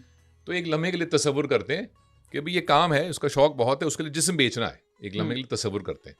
दूसरा क्या काम है? दूसरा काम ये है कि मैं कोई अफसर हूँ या मैं कोई रियल एस्टेट का बंदा हूँ या मैं कोई सरकारी मुलाजिम हूँ, वहाँ पे मुझे ईमान बेचना है। तो क्या बेचना पसंद करेंगे भाई? जिस्म, अव्वल तो दोनों ही ना बेचो, अगर कुछ बेचना है तो जिस्म बेच लो। अच्छा, अब आ जाइए एक कदम आगे, वो ये है कि क्या जिस्म बेचते हैं? अव्वल तो जिस्म बेचना ये क्या इस्तिलाह है वैसे भी कि जिस्म बेचते हैं? क्या जिस्म की नुमाइश करते हैं वो किसी काम के लिए? तो जिस्म क्या, इस वक्त मैंने अच्छा सा कोट पहने, आपने अच्छा कोट पहने, आपकी इतनी अच्छी घड़ी है, कितनी अच्छी पिंक शर्ट है, ये नुमाइश है का? तो ये क्या बुरी चीज़ है इस वक्त? और कोई जमालियाती हुस्न जो है वो जब कहीं और पहुँचे और किसी की आंखों को भला लगे, तो क्या ये बुरी चीज़ है? तो जिसको खूबसूरती पसंद नहीं है वो ना देखे फिर, क्योंकि खुदा को तो खूबसूरती पसंद है, तो ना देखे फिर उसको। अब एक कदम और आगे आ जाइए, अदाकार या अदाकाराएँ जो हैं उनका काम क्या है? उनका काम ये है कि वो कहानी सुनाने की गर्ज से किसी और किरदार का लबादा ओढ़ के कुछ पेश करते हैं और हम एक लम्हे के लिए उस शख्स को भूल जाते हैं जो वो शख्स है, उस किरदार के अंदर चले जाते हैं कि इस किरदार के साथ ये हो रहा है, इसकी बीवी ने या शौहर ने ये किया है, सास ऐसे कर रही है, कितना परेशान होगा ये किरदार, वगैरह वगैरह। ये उनका काम है। तो इसमें क्या बुरी बात है? इसमें क्या बुरी बात है? अच्छा, कोई एक्टर रात गए क्या करता है? तो वो तो कोई भी शख्स है, वो रात गए क्या करता है, उसे क्या सरोकार है आपका मेरा? वो जाने, उसका अल्लाह जाने और घर वाले जाने। तो अदाकारों को या अदाकाराओं ही को लहदा क्यों करते हैं? अच्छा, अब एक कदम और आगे जाते हैं क्या कुछ अदाकार या अदाकाराएं ऐसी हैं जिन्होंने कुछ ऐसी हरकतें की हैं जो हरकतें कोई बहुत अच्छी नहीं है? ज़रूर की होंगी, ऐसी बिल्कुल की हैं। तो क्या सिर्फ उन्होंने की है इस माशरे में? औरों ने भी की होंगी। तो वो हरकतें अच्छी नहीं हैं, ऐसी ना करें। तो क्या सारी अदाकाराएं ऐसी करती हैं? हरगिज़ भी नहीं। क्या एक अक्सरियत ऐसे करती है? हरगिज़ भी नहीं। क्या आटे में नमक के बराबर ऐसी हैं? बिल्कुल है। तो आटे में नमक के बराबर कौन सा शोबा है जिसमें लोग बुरे नहीं हैं? मुझे एक शोबे का नाम बताएं। वो सियासत है, वो मज़हब है, वो तालीम है, वो गाड़ियों का कारोबार है, वो रेस्टोरेंट्स हैं। कौन सा ऐसा शोबा है जिसमें कोई छोटी सी एक अक़लियत है जो बुरे नहीं है? भाई होंगे ना, इंसान है तो बुरे होंगे। तो एक्टर्स और एक्ट्रेसेस के ऊपर एकदम से लेबल लगाना बहुत ही आसान और सतही और बेवकूफ़ाना बात है। एक एक्टर तो आपके आगे बैठे है। सर 3/3 वाला लूसी अब मुझे आज भी याद है कि हमारे ना एक घर में एक कमरे में टीवी होता था। यूफोन की कमर्शियल्स तो हम बेइंतहा पसंद करते थे, वो आपकी वजह से। और मैंने लूसी जब लगा उस ज़माने में मैं नहीं था, लेकिन वो बाद में फिर टीवी पर चला है। वो मुझे बताया जाता था, मेरी वालिदा बताती थी कि ये पहले भी लगा करता था। तो हमें लगा वो यूफोन वाला बंदा फिर लूसी ड्रामे में आ गया, ये एक्टर बन गया। हमें ये नहीं पता था वो जो पहले एक्टर थे बाद में कमर्शियल्स में आना शुरू हुए। हमें लगा कि कमर्शियल वाला अब जो है वो ड्रामास में आना। मुझे याद है हमने कमरे में इकट्ठे हो जाना, मेरे वालिद बारिश हैं। अब मैं ये थोड़ा सा सेंसिटिव हो जाएगा, वो बारिश हैं और मेरे अब्बा जी कहते थे, वो भी देखते थे इसको 3/3 को, हमने बड़ा पसंद करना और सारों ने इकट्ठे हो जाना। सर ये लूसी हमें दोबारा कभी देखने को मिलेगा? वो यूट्यूब पे होगा, आप देख लीजिए जाके, जब दिल करता है देख लीजिए जाके। नहीं, हम दोबारा चाहते हैं कि दोबारा लूसी आए। हमारे जो और भी बहुत लोग हैं जो आज भी देखना चाहते, मेरे समेत, मैं तो ज़रूर देखना चाहता हूँ दोबारा। कभी दोबारा ऑफर हुई थी? मेरे ख्याल में जो मुझसे मेरी ज़िंदगी में सबसे ज़्यादा सवाल पूछा गया है वो यही है कि 3/3 2.0 कब आएगा, 3/3 पार्ट 2 कब आएगा, लूसी दोबारा कब आएगा। मेरे ख्याल में ये सवाल सबसे ज़्यादा पूछा जाता है मुझसे अभी तक। आज आपने मुझसे पूछा। हालांकि जब वो ऑन एयर हुआ था तो आप पैदा भी नहीं हुए नहीं थे, बिल्कुल मैं पैदा नहीं हुआ था। मेरा ये अंदाज़ा है। जी जी। तो देखिए ये जो वक्त है ना, ये कमबख्त बहुत जालिम चीज़ है। तो अगर तो कोई शख्स बना ले कोई टाइम मशीन तो फिर चले जाएंगे पीछे, फिर कुछ कर लेंगे। दूसरा तरीका ये है कि उस बाबा जी को तलाश करें कि जिसके पास वो चिराग है और उसे कहें बाबा जी चिराग रगड़ो और जिन कड्डो, एक काम पे गया जिन नाल, और जिन निकले और जिनको कहें कि अभी कुछ कर। इसके अलावा तो कोई तरीका नहीं है। लेकिन इसको ज़रा सा और हसासी सतह पे सोचना चाहिए। वो ये है कि अगर पीछे ही जाना है कि यार कोई चीज़ पीछे की है माजी की जो दिल कर रहा है कि ये आगे आ जाए कहीं से, तो 3/3 से बहुत बड़े बड़े काम हुए हैं दुनिया में, बहुत बड़े बड़े लोग आए हैं दुनिया में। तो अगर कुछ पीछे से माजी से हाल में लाना ही है तो किसी और को लेकर आएंगे। लूसी बेचारी उसमें लेकर आएंगे। सर ये कितने उस वक्त आपको इसका मुआवजा कितना मिला था? 3/3 का 3,000 एक एपिसोड का। एक एपिसोड का। और कितने एपिसोड्स थे उसके? 26 3 2 6, यानी कि आपने कोई 1 लाख रुपए के करीब, बल्कि इससे भी कम ही। बहुत उस वक्त के हवाले से। मैंने तो आज तक हिसाब नहीं मैं वैसे क्योंकि मैं बड़ा क्यूरियस था आपसे मिलने से पहले भी ये पूछने के लिए। तो सर उस वक्त क्या मुआवजा मिलता था? इतना ही मिलता होगा, हम तो मुआवजे के लिए करते नहीं थे। और ये तो बहुत ज़रूरी बात है कि बहुत सारे काम मुआवजे के लिए ना किए जाएं, दिल के लिए किए जाएं। हम तो दिल के लिए करते थे। शायद उसके अब तक आपने जिक्र किया उसकी वजह भी ये है क्योंकि जैसे ही आपने किसी ऐसे काम में जिसमें दिल लगा हुआ है उसमें आपने ये किसी नाखालिस चीज़ की आमेजिश कर दी है, तो अब वो जो खूबसूरती है उसकी वो तो नहीं रह गई ना। तो उसकी तो खूबसूरती रहनी चाहिए। अच्छा सर, अभी लूसी वापस नहीं आ सकता लेकिन कुछ वक्त के लिए हमारे सामने वापस आ सकता है? नहीं, ऐसा भी नहीं हो सकता। चलें सर, हमारी ख्वाहिश थी, लेकिन और भी हमने देखा बाद में। इंशाल्लाह आपकी और बहुत सी ख्वाहिशात आपके साथ दफन हो जाएंगी। हर ख्वाहिश पूरी नहीं होती, बल्कि बहुत ही कम होती हैं। मैं हरगिज़ गालिब का शेर नहीं पढ़ूंगा, हज़ारों ख्वाहिशें ऐसी वाला बिल्कुल नहीं पढ़ूंगा, लेकिन ख्वाहिशात जितनी कम पूरी हों उतना अच्छा रहता है। सर ये अभी आपने डोंकी किंग में वो भी बड़ा बेहतरीन करैक्टर। तो सर क्या समझते हैं कि हमारे आज भी हमारी जो इंडस्ट्री है वो कौन कौन सी चीज़ों में पीछे है, उसे ये करना चाहिए? क्या आपकी पाइपलाइन में कोई ऐसी चीज़ें हैं जो कि आप मुस्तकबिल में करना चाहेंगे? मैं तो बिल्कुल टेलीविज़न से किनारा कशी में इख्तियार कर चुका हूँ। मुझे बिल्कुल ना शौक़ है, ना देखने का, ना करने का। अभी कोई अच्छा काम नहीं कर रहा है जिसका नहीं, आप बहुत अच्छा काम कर रहे हैं वो। एक तो वो अच्छा काम बहुत कर रहे हैं, मैं तो ऐसा नहीं कर सकता। आपस की बात है, नहीं। आपके जो लड़के लड़की हैं वो बहुत अच्छे हैं। एक तो ये लेकिन दूसरे मेरा शौक़ पूरा हो गया है। अभी कोई ऐसा है अगर आप किसी का काम देखना चाहें तो आपको लगता है यार मैं इसका दोबारा देखना चाहूँगा, या कोई हाँ, अगर चल रहा हो सीरियल तो आप शौक से देखते हैं? ऐसी एक दो एक्ट्रेसेस हैं अब जिनका मैं बड़ा मद्दा हूँ, नाम नहीं बताऊंगा मैं आपको उनका। तो ओके। मैं कभी कभी हाँ, हाँ। उनकी कोई रील या उनका कोई सीन देख लेता हूँ, हुँ, हुँ। लेकिन ड्रामे के लिए नहीं कि ड्रामा बहुत अच्छा है या सीन बहुत अच्छा है। हुँ, हुँ। सिर्फ इनके लिए कि मुझे वो बहुत पसंद है और वो स्टार्स है पाकिस्तान की, तो नाम नहीं बताऊंगा आपको। बहरहाल, तो वो मेरा कोई प्लान नहीं है करने का, ये मेरा कुछ ज़िंदगी में कुछ और प्लान है करने के लिए। जो कर रहे हैं वो अच्छा कर रहे हैं, और उनकी बहुत ऑडियंस है, हुँ, तो हुँ। वो एक पूरा एक सिस्टम बना हुआ है।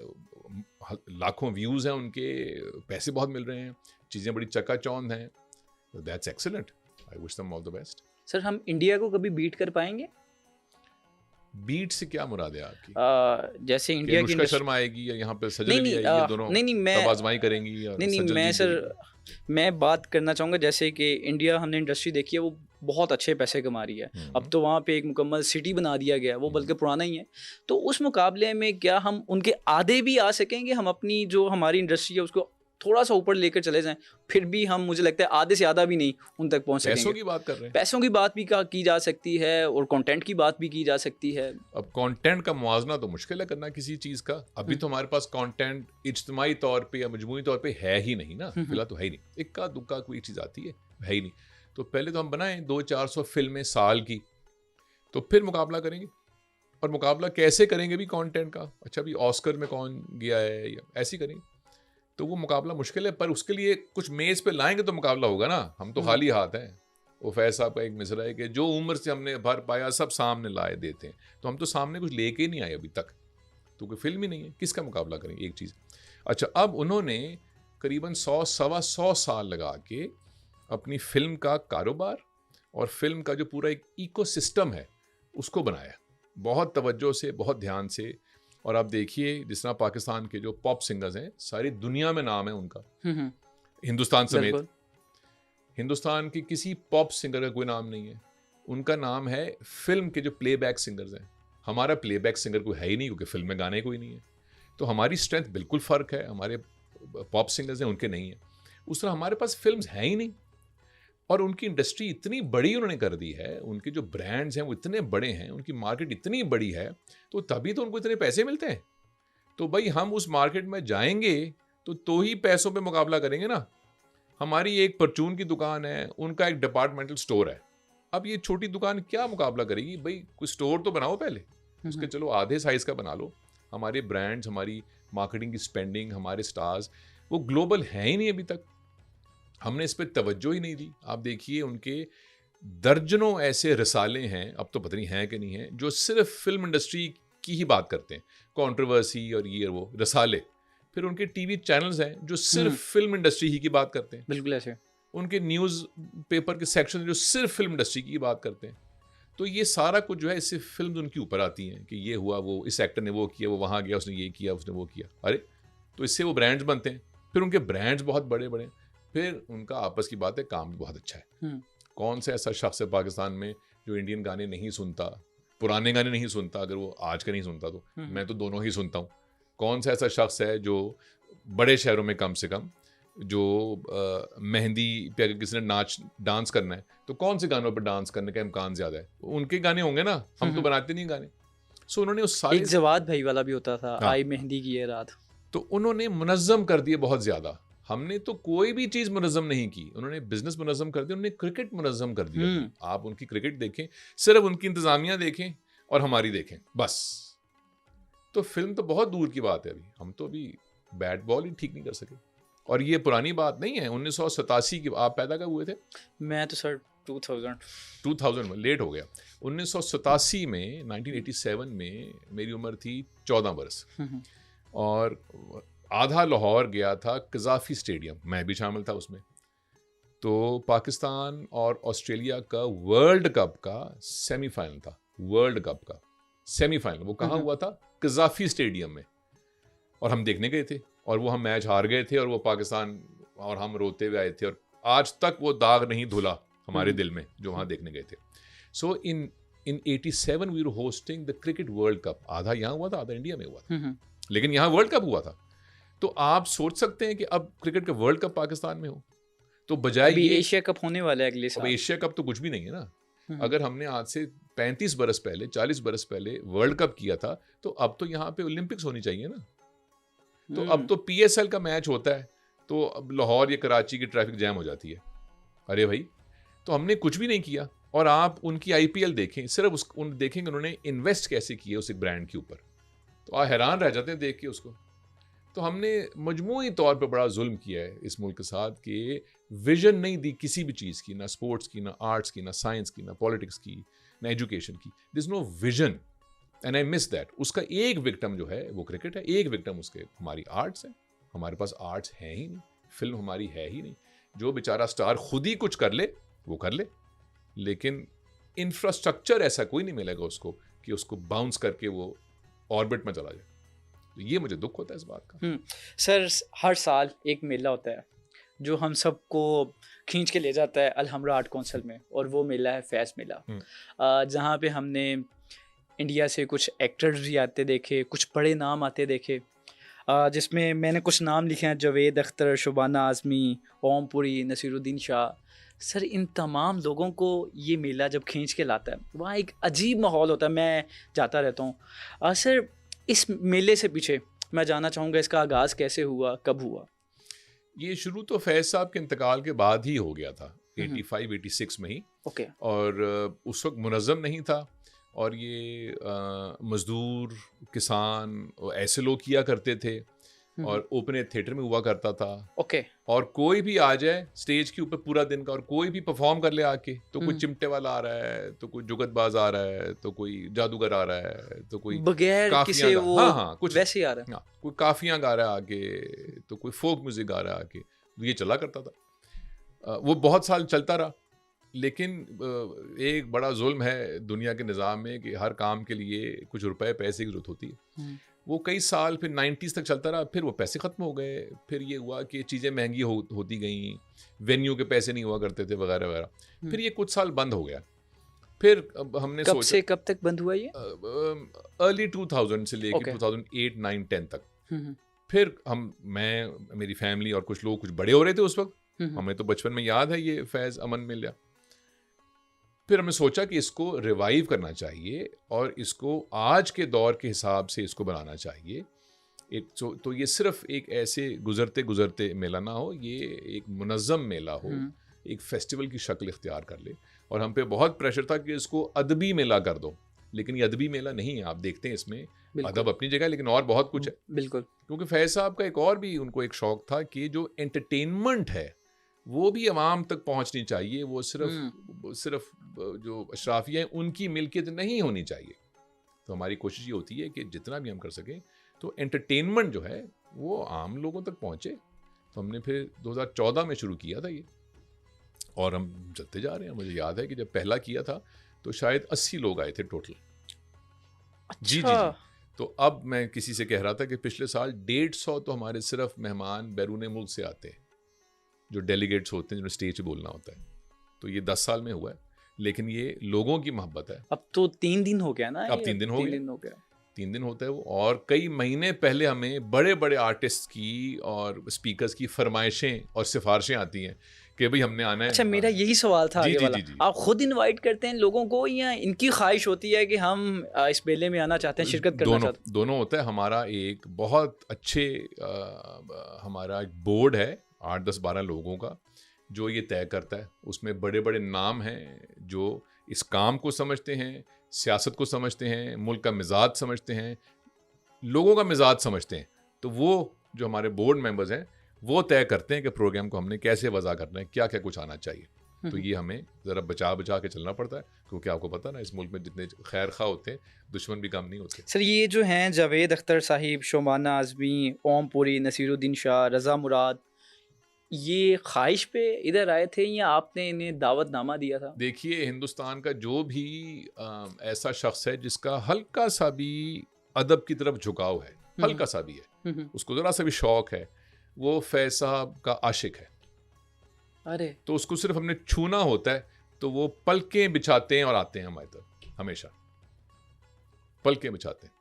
और कोई कभी, ना सिर्फ हिंदुस्तान बल्कि पाकिस्तान के भी जो साथी आते हैं, उसमें कभी कोई माली ट्रांजैक्शन नहीं होती। कभी ऐसे ज़रूर होता है कि कोई शख्स दूर से आया है, तो हम उसको कोई हदिया देते हैं कि आपके आने जाने का कोई खर्चा होगा ना भाई, तो कुछ ले लें हमसे। लेकिन it is never a transaction that way. हम ध्यान बहुत इस बात का करते हैं। इसलिए आप देखेंगे कि बहुत सारे लोग नहीं भी आते, क्योंकि उनके लिए फैज़ मेले पे आना एक ट्रांजैक्शन है, हमारे लिए वो नहीं है। तो जिसका दिल हमारे साथ है, भाई तुम आ जाओ, जिसका दिल ही कहीं और है, तो भाई फिर तुमसे माजरत है। सर अब मैं इस मुल्क में हमने देखा कि बहुत बुरे हालात हैं। मैं कल एक इंटरव्यू सुन रहा था अनवर मसूद साहिब का। उन्होंने कहा कि अगर कायद आज़म 5 साल और ज़िंदा रहते तो वो कोट लखपत रहते। सर कब तक हम ऐसा करेंगे अपने हीरोज़ के साथ?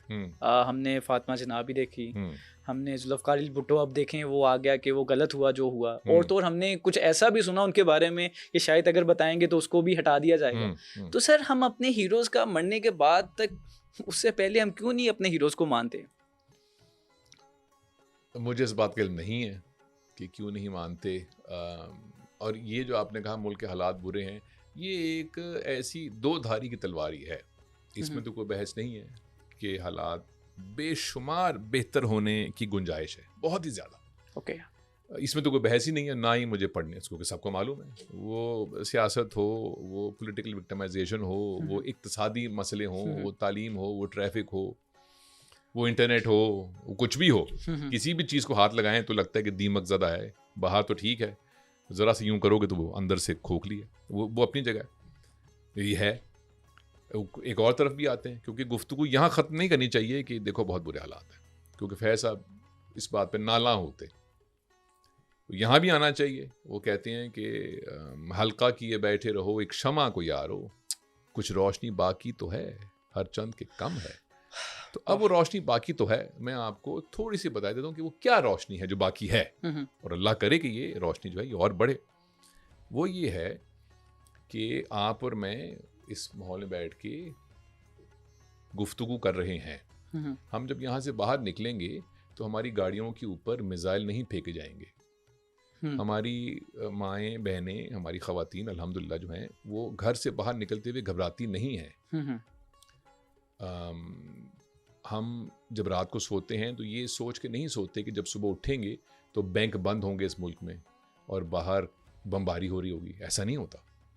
हम सुबह जब दफ्तर जाते हैं तो हमें यकीन होता है कि रास्ते में गोलियां नहीं चलेंगी, हम किसी वॉर जोन में नहीं हैं। हम जब शाम को घर आते हैं तो इस यकीन के साथ आते हैं कि बच्चे घर में ही होंगे, स्कूल से पढ़ के वो आ गए होंगे और अपना काम कर रहे होंगे। ये सब कुछ तो है, क्योंकि ऐसे भी ममालिक हैं जहाँ पे ये सब कुछ जो मैंने बताया, वो लोग ऐसी ज़िंदगी गुजारते हैं, हम ऐसे नहीं गुजार रहे। तो उनसे तो बहुत सोच से बेहतर तो है। तो इसलिए वो जो बात है फैज़ साहब की, चले चलो कि वो मंजिल अभी नहीं आई। हाँ, वो सफ़र लंबा भी है, लेकिन और ये सारा कुछ जो मैंने बयान किया है जिसमें ठीक होने की गुंजाइश है बहुत ही ज़्यादा, और लगता है कि अब और नीचे चले गए, ठीक है अब और काम करेंगे, लेकिन बहुत सारा काम दुरुस्त भी है। तो हमारे हाथ मजबूत हैं, इंटरनेट है, सेहत अच्छी है, रेस्टोरेंट्स खुले हैं, कारोबार चल रहा है इस मुल्क में, ठीक है जैसा भी है। तो जिसने कुछ करना है वो कर सकता है। सर इतना पॉजिटिव कैसे रहते हैं, हमें नहीं समझ। ये मुझे बल्कि सवालात भी नीचे जो कमेंट्स आते हैं कि सर आप इतना पॉजिटिव कैसे रहते हैं, तो बताएं सर कैसे रहते हैं हम। पॉजिटिव तो इंसान रहता ही है। मैं तो ये पूछता हूँ कि आप लोग नेगेटिव कैसे रहते हैं? क्या सिर्फ वो जो ग्लास आधा खाली है बस वहीं देखना है? ये तो कोई बहस ही नहीं कर रहा कि ग्लास आधा खाली नहीं है। ये कौन बहस कर रहा है? अभी सब कह रहे हैं ग्लास आधा खाली है। तो क्या सिर्फ आधा खाली ही है ग्लास, या भरा हुआ भी है? तो चलो एक लम्हे के लिए वहां भी देखते हैं। तो मैं आपको सुनाई देता हूं। इस वक्त तो यूं लगता है अब कुछ भी नहीं है, महताब, न सूरज, न अंधेरा, न सवेरा, आँखों के दरीचों पे किसी हुस्न की चिलमन और दिल की पनाहों में किसी दर्द का डेरा। एक बैर ना एक मेहर, ना रब्त ना रिश्ता, तेरा कोई अपना न पराया कोई मेरा। माना कि ये सुनसान घड़ी सख्त कड़ी है, लेकिन मेरे दिल ये तो फकत एक घड़ी है। हिम्मत करो जीने को तो एक उम्र पड़ी है, हिम्मत करो जीने को एक उम्र पड़ी है। वाह। तो माना कि ये सब ऐसे है, लेकिन ये तो एक घड़ी है ना, तो अभी तो लंबी है गम की शाम, मतलब शाम ही तो है। सर आज भी हम किसी पंजाबी से उसका तारुफ पूछते हैं, बलोची से किसी का तारुफ पूछते हैं, सिंधी से पूछते हैं, या किसी पख्तून से पूछते हैं, वो बाद में बताता है कि मैं पाकिस्तानी हूँ, पहले कहता है कि मैं बलोची हूँ, मैं पंजाबी हूँ। सर हम पाकिस्तानी ही कब बनेंगे, या हम ऐसे ही जो है वो बताते रहेंगे, हम सूबाई लेवल पे लड़ते रहेंगे, या अपना तारुफ एक बनाएंगे पाकिस्तान होने का? लंबा जवाब है इसका, छोटा जवाब देना चाहिए इसका, वो इसलिए कि इसके ऊपर पूरा एक हम किसी पॉडकास्ट ही करेंगे जरूर। वो भी दुरुस्त कहते हैं। उसकी वजह ये है कि उनमें से बहुत सारे साथी, सिंधी हो बलोची हो, वो नस्ल दर नस्ल दर नस्ल दर नस्ल उस खित्ते उस इलाके में रहते आए हैं।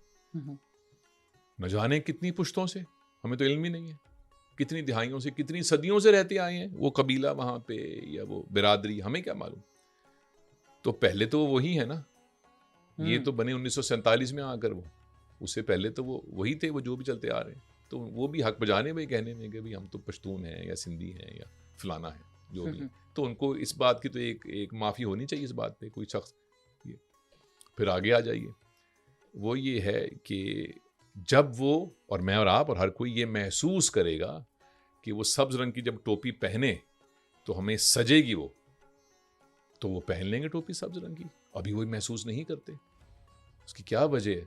इसकी वजह ये, क्यों महसूस करें वो ये बात कि हाँ भाई ये परचम बुलंद रहे तो खुशी होती है, वो क्यों महसूस करें? क्या किया है मजमूई तौर पे हमने दुनिया में? हम क्या चांद पे गए हैं? हमने कोई ऐसी चीज़ ईजाद की है जो पूरी दुनिया इस्तेमाल करती है? हमने कोई ऐसी वैक्सीन ईजाद की है जो दुनिया में जाती है?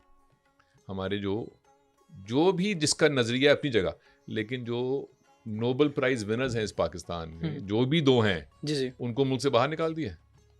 तो भाई, तो जब कुछ ऐसा करेंगे कि जिसके बाद लोग दौड़े आएँ और वो ये ना कहें कि मैं पंजाबी हूँ या पश्तून हूँ या सिंधी हूँ, पहले पाकिस्तानी हूँ, तो अभी नहीं किया। एक ज़माने में वो कहते थे, ये ऊपर जा रही थी कि हमारी जो एक गुड्डी है, वो फिर हम जो करते हैं मुल्क के साथ वो किया। कभी ऐसा होगा, ज़रूर होगा ऐसा। कब होगा मुझे इल्म नहीं, लेकिन ऐसा ज़रूर होगा। अभी ऐसा नहीं है। ये दो नामों का जो जिक्र किया है हमने, बाहर निकालने के साथ साथ उन पे एक इल्ज़ाम लगाया, इस्लाम मुखालिफ। तो सर ये इल्ज़ाम क्यों लगाया जाता है? हमने देखा जितने भी बड़े नाम हैं सबके साथ ये इल्ज़ाम लगा है, गद्दार का और इस्लाम मुखालिफ। तो ये क्यों लगाते हैं इल्ज़ाम? आसान है यार, इल्ज़ाम वो लगाना चाहिए जो एक तो आसानी से लग जाए और दूसरे जब वो लगे तो लगा रहे। आसान काम है ना। मैं आपसे कहूँ कि आपने $1.5 करोड़ की करप्शन की है, अरे भाई ये तो लगना ही नहीं इल्ज़ाम उसके ऊपर, जल्दी धुल जाएगा। उसने कहना मेरा बैंक देख लो यार, बैंक में देखो मेरे 2-4 लाख रुपए, ख़त्म हो जाएगा। ये इल्ज़ाम कैसे कोई उतारेगा कि मैं आपके ऊपर कोई ऐसा मज़हबी इल्ज़ाम लगा दूँ? ये जब लग जाता है तो ये तो मिटता ही नहीं है, किसी भी लगा दो जाके। लेकिन ये हमारे मुल्क में जो अहले हकम रह चुके हैं, उन्होंने ये एक रिवायत शुरू की थी ये अलाउ करने की। ये रिवायत जो है ये और मुस्लिम ममालिक में क्यों नहीं है भाई? हम ज़्यादा बड़े मुसलमान हैं। ये चलो, ये किसी और मुल्क में ऐसी क्यों नहीं है जहाँ पे किसी और फ़िरके, किसी और मज़हब के लोग हैं, वो लोग क्यों नहीं लगाते ऐसे इल्ज़ाम अपने ही दोस्तों पे, साथियों पे? हमारे पास ही ऐसा क्या है? इसमें बदकिस्मती से अहले हकम का बहुत अमल दखल है पिछले 41 सालों का। सर अरशद नदीम, बात को यहीं रखते हैं। हाँ जी, आगे। अरशद नदीम जी जी जी, लोगों ने लाखों रुपए इनामात दिए, बल्कि एक तो 10 करोड़ रुपए भी किसी ने तोहफे में दिया। Very good. आपने तो सबसे बड़ा इनाम दे दिया, आपने किताब तोहफे में दे दी उन्हें। कुछ लोग कह रहे थे साथ में, उन्होंने लिखा कि साथ क्रूजर लगाया हुआ था, साथ में कुछ पैसों के बैग्स रखे हुए थे और साथ एक किताब रखी हुई थी जो कि अदील हाशमी अरशद नदीम को दे रहे थे। सर ये किताब वाला तोहफा कैसे जहन में आया? हमारे यहाँ समझा जाता है बस पैसों का ही तोहफा होता है। हमारे यहाँ नहीं समझा जाता। उसकी वजह ये है कि तोहफा वही दिया जाता है जो आपके पास होता है। तो अगर मेरे ख़ानदान ने कोई तोहफा देना हो तो हम अब 10 करोड़ तो दे नहीं सकते, ना ही क्रूज़र दे सकते हैं। हम तो वही देंगे जो हमारे पास है, और हमारे लिए वो कीमती है। तो तोहफा वही देते हैं ना जो कीमती होता है, वरना क्यों देंगे किसी को तोहफा भी। तो मैंने अपने ख़ानदान वालों से ये पूछा था, अपनी वालदा अपनी खाला से, कि भाई मुझे मिलना है अरशद नदीम से, तो क्या दिया जाए। तो उन्होंने कहा भाई एक तो फैज़ साहब की पेंटिंग दो, हमारे पास एक है, और एक किताब दो। और किताब उन्होंने दस्तखत की थी मेरी वालदा ने और मेरी खाला ने उसके नाम पे, और फिर एक ज़ुबानी पैगाम भी दिया था जो मैंने पहुंचाया अरशद नदीम को। पेंटिंग अभी नहीं दी, वो इंशाल्लाह हम अभी हमारी बात नहीं हुई, लेकिन इंशाल्लाह अरशद नदीम साहब को हम दावत देंगे फैज़ मेले पे आने की। वहाँ आएंगे तो वहाँ देंगे सबके सामने। ओके। लेकिन मैं इस बात पे हैरान हूँ कि ये इशू क्या है। तोहफा तो किसी को कोई भी दे सकता है ना। मुझे आप पसंद है, मैंने आपको तो खुशबू का तोहफा दे दिया। अब मुझसे पहले किसी ने क्या तहाइफ दिए आपको, वो ये तय तो नहीं करेंगे कि मैंने क्या तोहफा देना है आपको। ओ भाई, मुझे आप पसंद हैं, मेरे पास एक चीज़ है जो मुझे कीमती लगती है, तो मैंने आपको तोहफा दे दी। मैं पहले आके पूछूं कि भी किसने क्या क्या कुछ दिया है, उसने ये दिया, उसने ये, मैं कहूँ अच्छा उससे बड़ा तोहफा मैंने देना है। ऐसे थोड़ी होता है। तो ये एक बेवकूफ़ाना सी बात है, इसके ऊपर कोई तबसरे की भी जरूरत नहीं। सर फेसबुक पेज पे एक वीडियो थी, उसने हमें बड़ा रुलाया, शायद आपको भी उसने बड़ा रुलाया। आपने सिर्फ वो आज भी वो जो गम है वो वैसे ही है जो आपने वो जहाज वाला मंजर, वो मंजर कशी की थी आपने उसकी। हाँ, ज़िंदगी अजीब सी चीज़ है कम वक्त, तो वो अजीब सा रंग दिखाती है, और फिर आप कोशिश करते हैं कि आप किसी तरीके से इसको लफ्ज़ों में ढाल दें ताकि कुछ गिरफ्त में आए।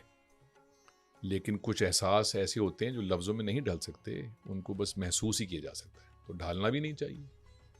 तो वो यहाँ बैठा हुआ था नौजवान मेरे, मुझे अच्छी तरह याद है। अगर यहाँ आ जाए, मुझे अभी पहचान लूँ मैं उसको 100 बंदों में कि ये था। ओके। जहाज़ उड़ते उड़ते वो चला गया वो। अरे अभी तो बैठा हुआ था यार। अलैक उसने मुझसे की, कुछ चीज़ें रखी हुई थी उसने, 2 दफ़ा बाथरूम गया, मुझसे माफ़ी मांग के। मैंने कहा अरे यार आप गुजरे हैं क्या आप 100 दफ़ा गुजरे। पसीना उसको आ रहा था। 14 साल या 12 साल के बाद वो आया था इंग्लैंड से, और अपने घर जा रहा था मलीर में, शायद मलीर कैंट में। पहुंचा ही नहीं। मुझसे तो कम से कम 10 साल छोटा होगा, मुझे नहीं मालूम, 10-12 साल छोटा होगा। तो ये ऐसे ही है। वो एक शेर है ज़ौक़ साहब का कि लाई हयात आए क़ज़ा ले चली चले, अपनी खुशी ना आए ना अपनी खुशी चले। ऐसा हुआ बस कुछ। तो वो नक्श हो जाते हैं ऐसे तजुर्बे दिल के ऊपर। सर फैज़ मेले में अल्लाह ताला करीक रहमत करे ज़िया मोहिउद्दीन साहब आते थे, तो हम दोबारा फिर उर्दू की जैसे दवाई लेने जाते हैं ना, हम दवाई लेने पहुंच जाते थे। अब मैंने सबसे पहले ज़िया मोहिउद्दीन मैं रहमतुल्लाह साथ लगाता हूँ, अल्लाह ताला उन पे बेशुमार रहमतें अता फरमाए। सर वो मैं देखता था उन्हें, सर उनका गैप फैज़ मेले में कितना महसूस होता है, और मैं उनसे आपकी कुछ यादें भी मैं चाहता हूँ कि ज़िया मोहिउद्दीन साहब के साथ कैसी यादें थी, कैसे आप मिलते थे, कुछ ये भी बताएं।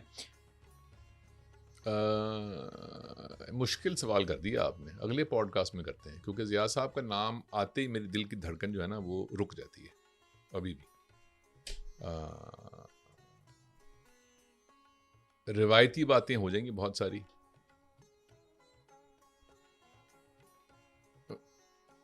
बेशुमार चीज़ें ज़िया साहब से मैंने सीखी, बेशुमार चीज़ें। और मुझे इस बात पे फ़ख्र है कि मैं हर कुछ अरसे के बाद लाहौर से टिकट लेके कराची का उनसे वक्त लेकर जाता था, सिर्फ उनसे मिलता था, सिर्फ उनसे, और अगली फ़्लाइट पे लाहौर वापस। और मुझसे वो हर दफ़ा पूछते थे कि मियाँ किस काम से आए हो। मैं कहता था कि आपसे मिलने, सिर्फ मुझसे मिलने। मैं कहा जी, अब मिल के मैं जाता था वापस। और मुझे ये भी खुशी है और एजाज़ भी है कि उनके इंतकाल से 2-4 दिन पहले मैं कराची में था, कोई काम था, बीच में बिल्कुल 2 घंटे का वक्त था, तो मैंने वक्त निकाला, बहुत दूर से मैं गया उनको मिलने के लिए, और उनको मिल के मैं वापस आया। मैंने काम किया, फिर लाहौर आ गया। और उन्होंने मुझे ये काम सौंपा था जो उनकी आखिरी परफॉर्मेंस होनी थी फैज़ फेस्टिवल में 17 फरवरी 2023 को। उसका दावतनामा जो है वो फ्रेम होके मेरे घर की दीवार पे आवेज़ा है आज भी। तो उन्होंने मुझसे कहा था कि इंतखाब कर दो क्या कुछ मैं पढ़ूं। तो मैंने बहुत सारा कुछ तलाश करके इंतखाब करके उनको दिया कि ये पढ़िएगा। तो उन्होंने देखा हाँ ये अच्छा है, ये लंबा हो जाएगा मियाँ से। तो मुसवदा तैयार हो गया और 12 तारीख की, ये 11 तारीख की बात होगी, 10 तारीख की बात होगी, 13 को उनका इंतकाल हो गया, 17 को उनका इवेंट था। और मुझे क्या उन्होंने कई दफ़ा कहा था उन्होंने इंटरव्यूज़ में कि I want to die with my boots on. बिल्कुल ऐसे गए और डॉक्टर से कहा उन्होंने अस्पताल में कि भाई वो हमारी तो 17 तारीख को लाहौर में हमारा इवेंट है, हमें ठीक कर दीजिए। 92 साल उम्र थी उनकी। तो बहुत कुछ मैंने उनसे सीखा। एक चीज़ जो मैंने उनसे सीखी वो ये है कि जो लफ्ज़ हैं ये ऐसे अदा होने चाहिए कि आपकी ज़ुबान से निकलें और बजाय ये कि नीचे गिर जाएं खाई में, ये ताज बन के सर पे पहन लो इनको। इतनी इनकी हुर्मत लफ्ज़ों। तो मेरा तो ये सासा है ज़िंदगी का उनके साथ गुजरे हुए जो बहुत कम। सर कोई किस्सा बहुत सारे ऐसे सुनाना किस्से चाहें जो सुनाए नहीं जा सकते। कोई ऐसा किस्सा जो सुनाया जा सकता हो, कोई एक आध।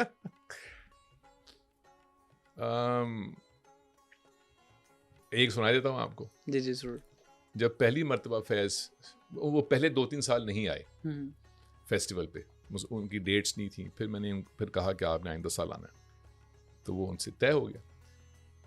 उस साल जब उन्होंने आना था तो मुश्ताक यूसुफी साहब का इंतकाल हुआ था। तो कहने लगे मियाँ क्या पढ़ूँ मैं आके, यूसुफी साहब चले गए तो यूसुफी करें। मैंने कहा यूसुफी साहब तो ज़ाहिर है लाजवाल नसर है, वो तो यूसुफी साहब ही कर दीजिए, लेकिन ज़िया साहब ये मेला तो फैज़ साहब का है ना। वाह। कहने लगे तो फिर यूसुफी साहब के साथ हम फैज़ साहब की शायरी पढ़ते हैं। मैंने कहा दोनों को क्यों मिक्स कर रहे हैं, एक शाम यूसुफी कर दीजिए, एक फैज़ ही कर दीजिए। कहने लगे 2 करें। मैंने कहा हाँ। तो एक लम्हे चुप रहे, कहने लगे अच्छा बहुत खबीस हैं आप। तो फिर उन्होंने वो 2 शामें की, एक यूसुफी साहब की, एक फैज़ साहब की। तो कभी नहीं करते थे 2 शामें बैक टू बैक। बेशुमार किस्से उनके हैं, लेकिन क्या क्या उन्होंने जो कंट्रीब्यूशन है उनकी, जो उन्होंने बहुत से लोगों को तक जो चीज़ पहुंचाई है, तो मेरे तो उस्ताद भी थे, महबूब भी थे। दोस्ती का दावा तो मेरी जरूरत नहीं है, लेकिन न्याज़मंदी बहुत ही, मुझे अंदेशा है कि मुझे बहुत पसंद करते थे वो। मुझे अंदेशा है, मुझे देखते ही वो बहुत, एक उनके चेहरे के ऊपर एक मुस्कुराहट आती थी। मुझे अंदेशा है कि मुझे वो आम लोगों से ज़्यादा पसंद करते थे। सर कुछ उनकी आपकी आंखें भी नम हो गई हैं सर, उनके लहजे में कुछ सुनाएंगे आप? कॉपी भी कर लेते हैं। बिल्कुल नहीं, बिल्कुल नहीं, बिल्कुल नहीं। उनकी पसंद का कोई शेर, कोई कुछ ऐसा कुछ है जो आपने उनके सामने सुनाया हो या उनकी फरमाइश पे सुनाया हो, कुछ ऐसा है?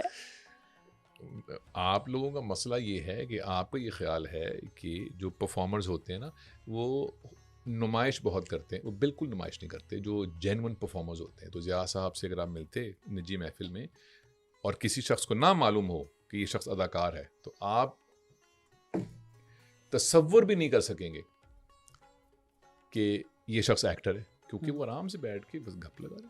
तो कोई उनमें कोई ऐसी, जो गालिबन आज के एक्टरों में शायद एक होता होगा कि मैं निजी महफिल में भी बताऊं कि मैं अदाकार हूं, मुझे नहीं मालूम। उनमें बिल्कुल ऐसा नहीं था।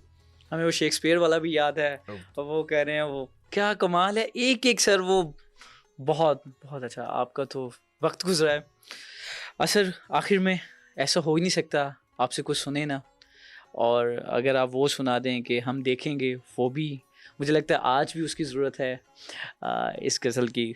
बाकी जो आप अता करना चाहें, अगर आप चाहें तो सुना सकते हैं, वगरना इकबाल बानो के बाद तो कोई और वो नहीं सुना सकता। हम देखेंगे तो जिसने सुननी इकबाल बानो की सुने, मेरी क्या सुननी।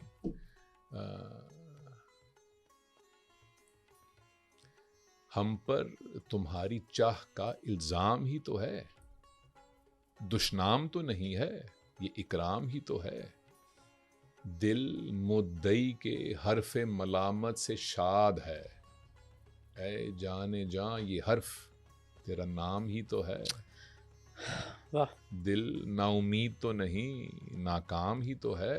लंबी है गम की शाम, पर शाम ही तो है। शाम ही तो है। चलें सर, अल्लाह ताला आपको खुश रखें। हमें हमेशा की तरह आपसे मिलके इंतहाई अच्छा लगा, सीखने को मिला। आपने शुरू में महसूस भी किया, हमें वो किस्से भी सुनाया जो शायद आज से पहले हमें बिल्कुल भी सुनने को नहीं मिले। सर बहुत शुक्रिया आपके कीमती वक्त का। आखिर में आप हमारी ऑडियंस को, आप अपने चाहने वालों को कुछ पैगाम देना चाहें तो दे सकते हैं। खुश रहें, शाद रहें, आबाद रहें। सर, आदिल हाशमी हो और बातें ख़त्म हो जाएं, मुझे नहीं लगता ये मुमकिन है। और अगर किस्से शुरू हो जाएं तो फिर तो बिल्कुल भी मुमकिन नहीं है। तो मुझे लगता है कि बस इख्तिताम ही करना चाहिए। मेज़बान को दीजिए इजाज़त। अल्लाह निगहबान।